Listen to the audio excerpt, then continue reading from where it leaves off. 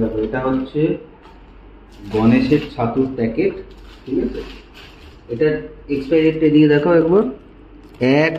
Manufacturing date হচ্ছে 1/2/2024, use by 31/07/2024, মানে এখনো সাফিসিয়েন্ট টাইম আছে। হ্যাঁ, ছাতুর মধ্যে শুধু পোকা দেখো, শুধু এ দেখো পোকা ঘুরছে। হ্যাঁ দেখো, মানে কোম্পানি কি, মানে কোম্পানিতে যারা বসে আছে ম্যানেজমেন্টে তারা কি করছে, মানে কি করতে তাদের রেখেছে এরকম এত পোকা। এখানগুলো ভর্তি পোকা দেখো, কালো কালো কালো কালো। এই যে এ দেখো, এ দেখো কিলবিল কিলবিল করছে পুরো পোকা। দেখো এইটুকু ছাতুর মধ্যে শুধু এটা ওপরের লেয়ারটা দেখা যাচ্ছে, এত পোকা, ভেতরে কত পোকা আছে কোনো আইডিয়া নেই। আর আমি কৌটো ঢেলে ফেলেছিলাম জানো তো, এবারে কৌটো থেকে হঠাৎ করে ওপরের লেয়ারটাই যখন দেখলাম এটা থালায় ঢেলে, তখন দেখছি এত পোকা। এ তো তাহলে কনজিউমার ফোরামে জানাতে হবে এই ব্যাপারটা। এরকম কিন্তু এটা কিন্তু একদিন এর আগেও আমাদের সাথে হয়েছে। আমরা ভেবেছিলাম হয়তো ছাতুর প্যাকেটটা রাখার জন্য হয়েছে, কিন্তু তা না, এর সেকেন্ড তো। এখন তো নতুন ছাতুর প্যাকেট খোলা হলো, নতুন খোলা হলো, তাতেও তো সেম জিনিসই দেখতে পাচ্ছি, ভেতরে আছে, ভেতরে সব চলে যাচ্ছে ভর্তি। হ্যাঁ, এবারে এতটা ছাতু ফেলে দেবে। এটা কোম্পানিকে ট্যাগ করে আমি পোস্ট করব, এটা টুইটারে দেবো, কোম্পানিকে ট্যাগ করে, গণেশ কোম্পানিকে, তাহলে এদের জিনিস আর নেওয়া যাবে না। দেখো দেখো দেখো পোকা অনেক আছে ভেতরে, ভেতরে হাতটা ঢুকিয়ে তুললেই তুমি বুঝতে পারবে কতটা রয়েছে। তলায় চলে গেছে, তলায় চামচ দিয়ে, এই যে এখানে একটা, এই যে এই যে এই যে এই যে এই যে দেখো দেখো মুভ করছে, দেখো এই যে, এই দেখো মুভ করবে।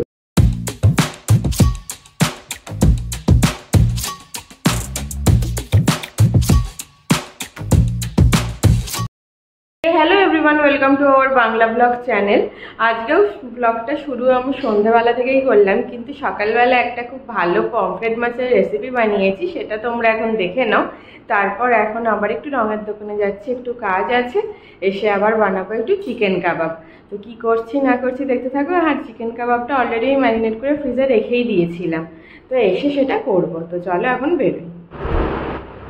সকালবেলা উঠেই প্রথম কাজ আমাদের পুজো করে নেওয়া, তাই পুজোটা আগে করে নিই, তারপর বাকি সব কাজ করি। আগের দিন রাত্রে শুতে যাওয়ার আগে মনে হয় সকালবেলা এই ব্রেকফাস্ট করবো, সেই ব্রেকফাস্ট করবো, কিন্তু ঘুম থেকে উঠে মনে হয় সবচেয়ে সহজ যে ব্রেকফাস্টটা সেটাই করে নিই।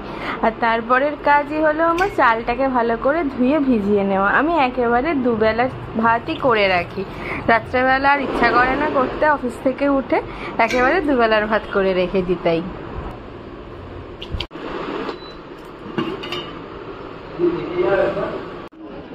আগের দিন যখন বাজারে গিয়েছিলাম দেখেছিলাম বেশ ছোট ছোট পমফ্রেট মাছ পাওয়া যাচ্ছে, তাই ভাবলাম ছোট পমফ্রেটই একবার নিয়ে দেখি কিরকম কি হয়। আর এখানে আরেকজন লোক আছে, তিনি কেটে দেন সুন্দর করে ছাড়িয়ে। আমার যেহেতু এখানে বটি নেই, সবকিছুই ছুরিতে, তাই আমি ওখান থেকে কাটিয়েই আনি।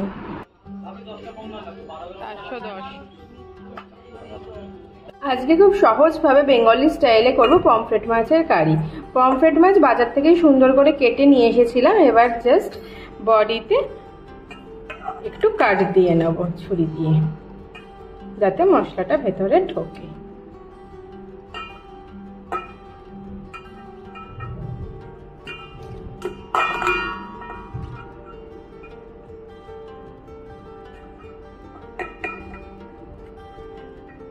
এবার মাছটার মধ্যে আমি অল্প করে হলুদ, পরিমাণ মতো নুন, অল্প লঙ্কার গুঁড়ো আর সর্ষের তেল দিয়ে মেখে নেব।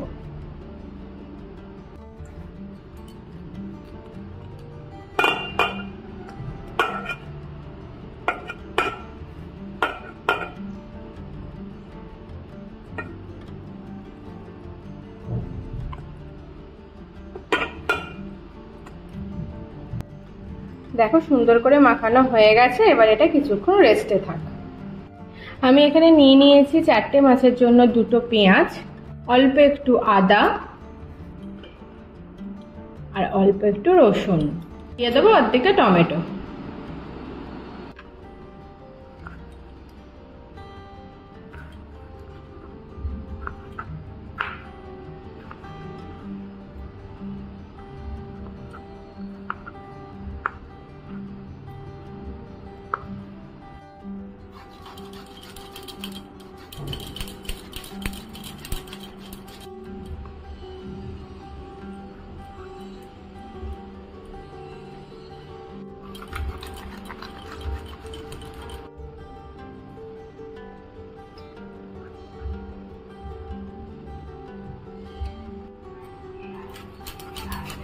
পেঁয়াজটা ঘষতে গিয়েই আমি আমার নিজের হাতটাই ঘষে দিয়েছিলাম।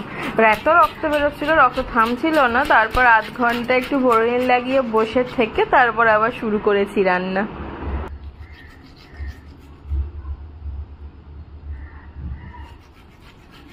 যেহেতু পেঁয়াজের পরিমাণ অল্প, তাই হাতে একটু কুড়িয়ে নিচ্ছি, নয়তো মিক্সিতে করে নিতাম। তোমাদের যদি বেশি পরিমাণ পেঁয়াজ থাকে তোমরা মিক্সিতেই করে নিও। দেখো, কিছুটা পেঁয়াজ কেটে নিয়েছি আর কিছুটা পেঁয়াজ কুড়ে নিয়েছি। এবার মাছগুলোকে একটু বেশি করে তেল দিয়ে ভেজে নেবো। পমফ্রেট একটু ভালো করে ভাজতে হয়, তাই একটু তেলটাও বেশি নিয়ে নিচ্ছি। এবারে তেল গরম হয়ে গিয়েছে, আমি একটা একটা মাছ দিয়ে দিচ্ছি।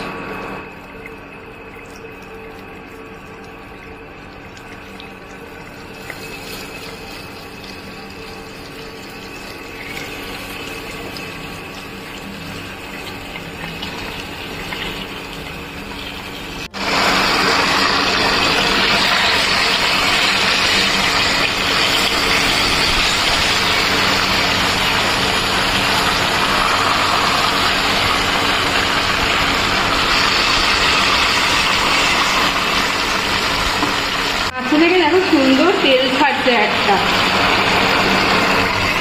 মাছ ভাজা আমাদের কমপ্লিট। এবার মাছগুলোকে একটা একটা করে তুলে নেবো।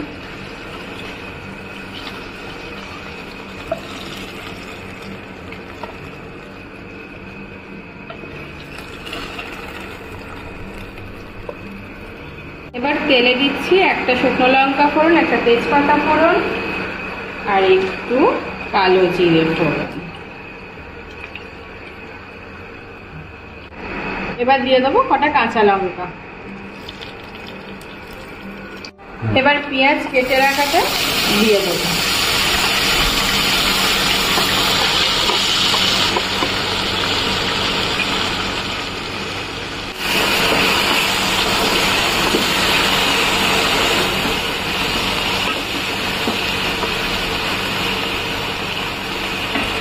দিচ্ছি অল্প চিনি।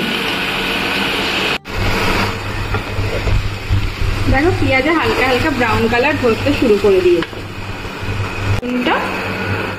আর আদাটা দিয়ে 2 মিনিট ভালো করে নাড়িয়ে চাড়িয়ে নেব।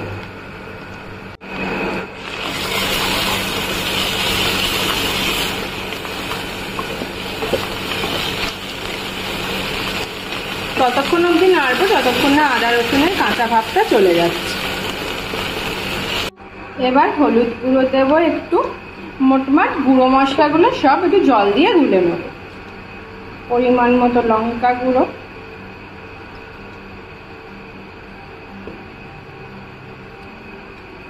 ধনে গুঁড়ো আর জিরে গুঁড়ো। এবার টমেটো কুচিটা দিয়ে দিব। টমেটো দেওয়ার সাথে সাথে নুনটা অ্যাড করে দেবো, তাহলে টমেটোটা গলে যাবে তাড়াতাড়ি।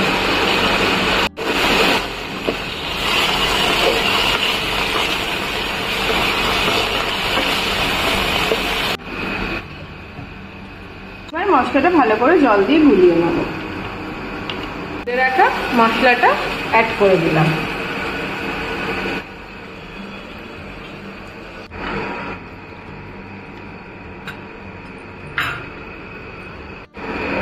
এবার শুধু সময় নিয়ে কষতে হবে আমাদের। এবার চাপা দিয়ে দেবো যতক্ষণ না মশলা থেকে তেল ছেড়ে আসছে। মাঝখানে একবার ঢাকা তুলে নাড়িয়ে দিয়ে যাবে, দেখবে নিচটা লেগে গেছে কিনা। আমার অল্প একটু লেগে গিয়েছিল, যদি লেগে যায় আবার জল দিয়ে চাপা দিয়ে দেবে।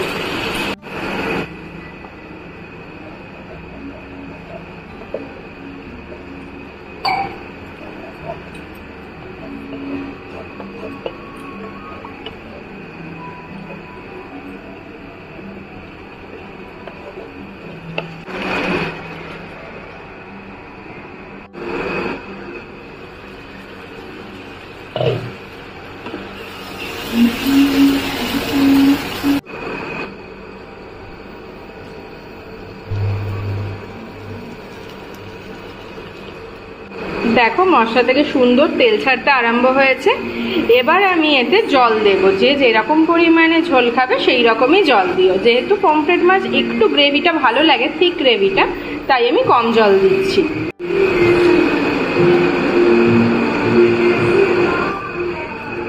সুন্দর ফুটে গেছে, এবার আমি মাছগুলো দিয়ে দিচ্ছি।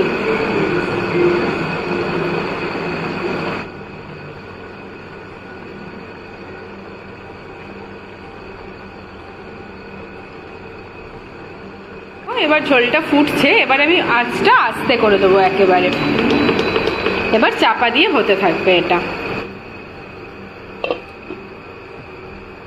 দেখো সুন্দর তেল ছেড়ে দিয়েছে, আর আমাদের রান্না এখানে শেষ।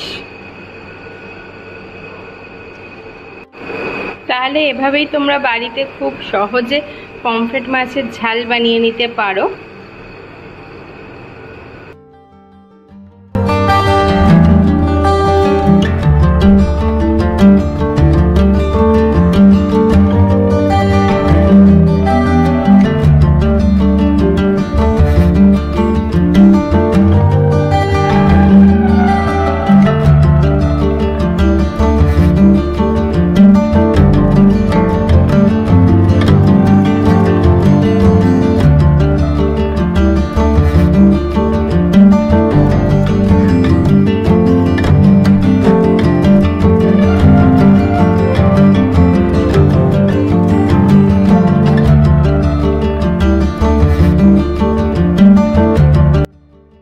এই 2:30-টে লাঞ্চ নিয়ে বসে গেছি। মুসুরির ডাল, লাল শাক, আর এইখানে হচ্ছে পমফ্রেট মাছ ঝাল ঝাল করে। ভালোই হয়েছে পমফ্রেট মাছের ঝাল। কাজ করছে বলে রোজই জুতো এখানে বাইরে থাকে আর সাদা হয়ে গেল, আবার পা ধুয়ে বেরোতে হবে। ওনার থেকে যে প্যালেটটা এনেছিলাম রঙের, ওটা ফেরত দিতে যাচ্ছি একেবারে। এখান দিয়ে রোজ সন্ধ্যাবেলা যেতে ভালোই লাগবে বলো, সন্ধ্যাবেলা হাঁটাও হয়ে যায় একটা আমাদের।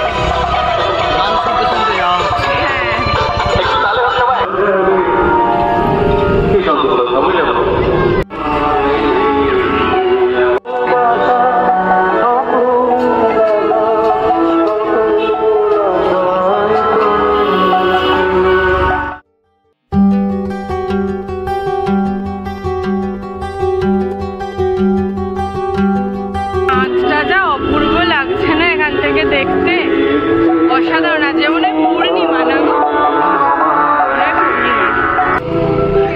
সামনে একটা পার্ক আছে এখানে। এখন চাচটা এখানে ছিল, এখন চলে গেছে ওখানে, ওদের বাড়ির ছাদে চলে গেছে। তাই তো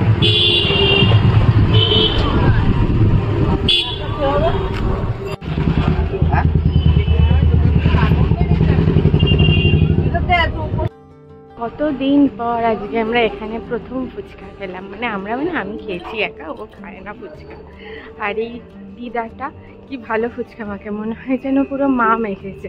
মানে একদম কম মশলা, কাঁচা লঙ্কা দিয়ে এত সুন্দর করে ছোলা মটর, যেটা সাধারণত গ্রামের দিকে দেখা যায় একটু ছোলা মটর দেয়, ঠিক সেইভাবে হালকাভাবে মেখেছে। আর এই গরমে না বেশ খেয়ে ভালো লাগলো। যেটা ইম্পর্টেন্ট, মোস্ট ইম্পর্টেন্ট, সেটা হলো 20 টাকায় 10টা, যেটা আমাদের ওখানে হয়ে গিয়েছে 20 টাকায় 6টা বলো। আর ফাউনিয়া হলো আরও একটা, মানে মোট 11টা ফুচকা গায়ে। পৌঁছে গেছি, এখন বানাচ্ছি ওর জন্য চা। আর আমি তো বাইরে থেকে ফুচকা খেয়েই এসেছি, আমার আর কিছু খেতে লাগবে না। এরপর বানাবো কাবাবটা। গরম গরম চাই। কি হয়েছে? গরম গরম চাই।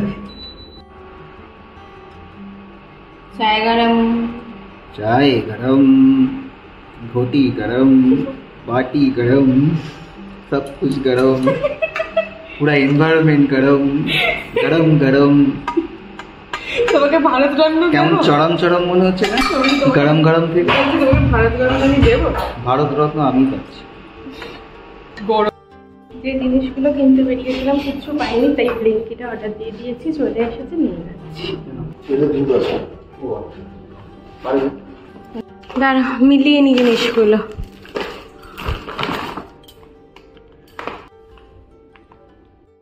ব্লিঙ্কিট থেকে সবই ঠিকঠাক এসেছে, কিন্তু একটা দুধের প্যাকেটের অল্টারনেট হয়ে গেছে। অ্যাকচুয়ালি ওদের কাছে আউট অফ স্টক ছিল, তাই ওরা একটা অন্য দুধের প্যাকেট পাঠিয়ে দিয়েছে। তো দুধটা আমার অতটা ভালো লাগে না, কিন্তু সেটা আমার 2 টাকা দাম বেশি।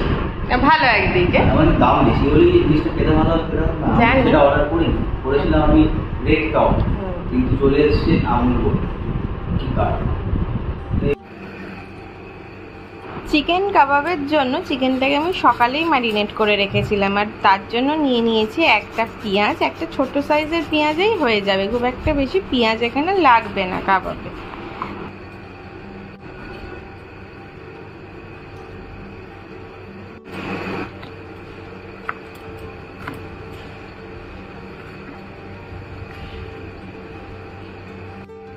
এবার আমি এতে দিয়ে দেবো পরিমাণ মতো টক দই, আদা রসুন পেস্ট, 1 চামচ টমেটো পিউরি,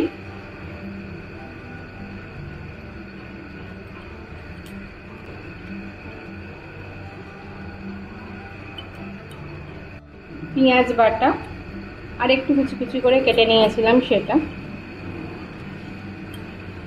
হলুদ গুঁড়ো, লঙ্কা গুঁড়ো, যে যেরকম ঝাল খাও সেরকম,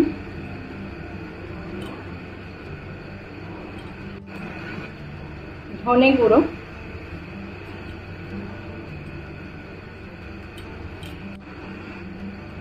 জিরে গুঁড়ো আর একটু গরম মশলা গুঁড়ো দিয়ে দিচ্ছি। একটু কাঁচা লঙ্কা কুচি, দেব স্বাদ মতো নুন আর স্বাদ মতো চিনি। এবার একটু সর্ষের তেল দিয়ে সুন্দর করে ম্যারিনেট করে রেখে দেবো। যত বেশিক্ষণ এটা ম্যারিনেশনে থাকবে না তত ভালো টেস্ট হবে, মশলাগুলো তত ভেতরে ঢুকবে।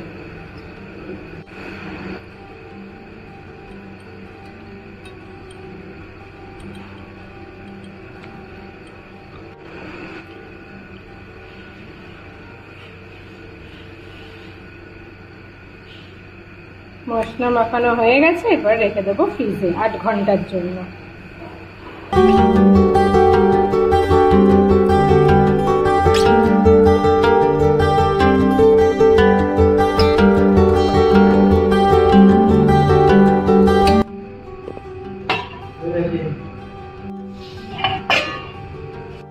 তাহলে চলো এবার বানাই চিকেন কাবাব। দেখো কড়াইতে অল্প একটু বাটার দিয়ে দিয়েছি, এবার এটা জাস্ট মেল্ট হওয়ার অপেক্ষা। এই যে বাটার মেল্ট হয়ে গেছে, এবার ম্যারিনেটেড চিকেনটা একে একে দিয়ে দেবো।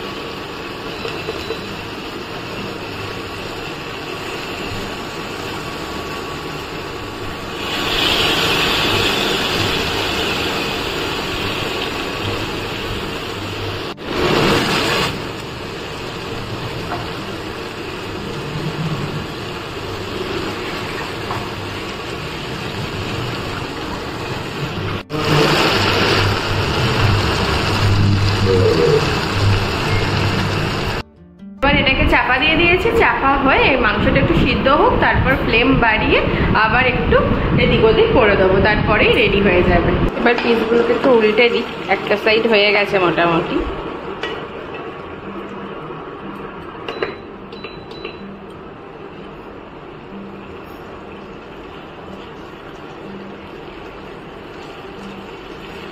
এবার এর উপরে একটুখানি মরিচ স্প্রিঙ্কল করে দেবো।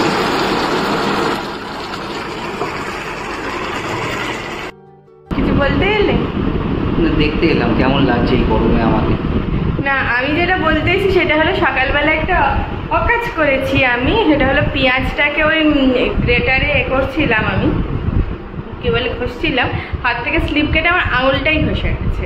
তো সে আর রক্ত, খুবই অনবদ্য একটা মানে আপনাদের সামনে কি বলে ওটাকে, কি একটা পরিবেশনা, একটা এই আঙুল ছুলে দেওয়া, মানে পেঁয়াজ ছুলতে ছুলতে আঙুলও ছুলে দিয়েছে। না, সেই রান্নাটা করছি তো সেই জন্য গরম ভাবটা আমার ওই আঙুলটাতেই লাগছে। দেখো সুন্দর গ্রেভিটা টেনে নিয়েছে। এবার শুধু দুপাশ ভালো করে একটু পুড়িয়ে নিতে হবে, তাহলে একটা স্মোকি স্মেল আসবে, যেটা কিন্তু কাবাবে খুব ভালো লাগে। এবার প্রতিটা পিসে একটু অল্প অল্প করে আমি ঘি দিয়ে দেবো।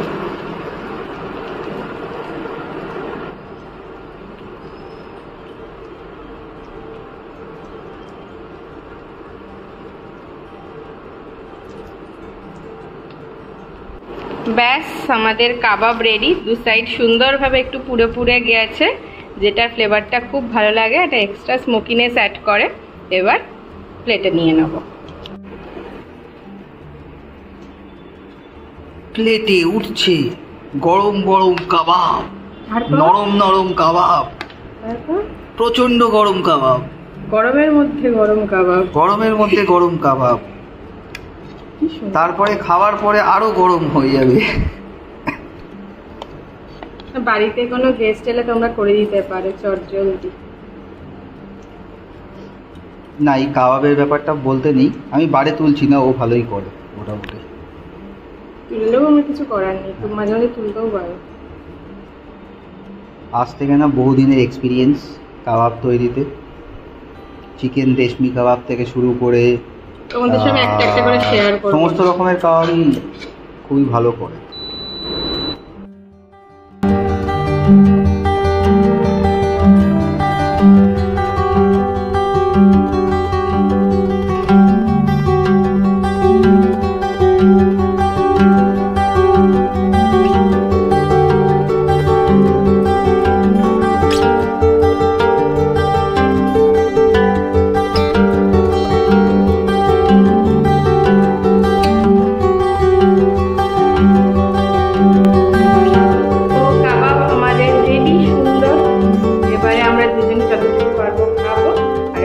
বাকি কটা ফ্রিজে রেখে দিই, তারপর এতগুলো তো একসাথে খেতে পারবো না, ওটা ফ্রিজে রেখে দিই, কালকে আবার একটু অল্প করে গরম করে কালকের জন্যও হয়ে যাবে একেবারে।